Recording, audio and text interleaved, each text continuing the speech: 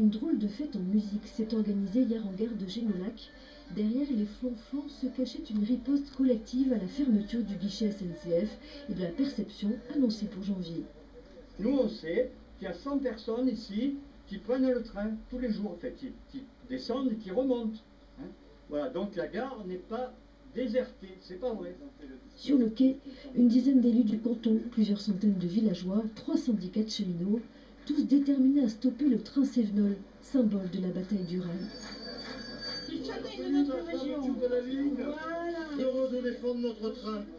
Nous en avons besoin pour vivre et vous également. Je suis complètement d'accord avec vous. Je prends très souvent ce train et je trouve ça extrêmement important. On puisse encore avoir affaire à des guichets, à un personnel. C'est une menace dont on a vu et les habitants ressentent à travers l'expérience qui s'est déroulée à Chamborigoux, où on a commencé par prétexter que leur guichet n'était pas suffisamment fréquenté, pour leur supprimer d'abord le guichet, puis ensuite supprimer l'arrêt du train.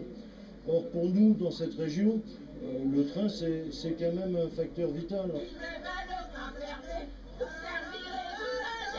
Le train ici, c'est super important. Moi, mes enfants, maintenant, ils ont passé l'âge, mais ils allaient à Nîmes au lycée et ils prenaient le train. Donc, c'est les petits-enfants. Maintenant, c'est les petits-enfants.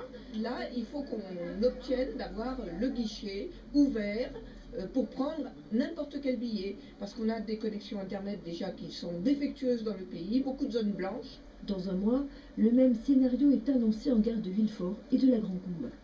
La région ne répond plus, alors qu'on avait le président du Conseil général qui est devenu président de la région maintenant. On pensait que ça allait changer, mais ça n'a rien changé. Vous comprenez bien qu'un emploi qui est supprimé dans notre canton, hein, c'est des chômeurs supplémentaires, des commerces qui se ferment, on ne peut pas le supporter. Désormais, c'est tout le secteur du Haut-Gard qui est touché par le démantèlement des différents services publics.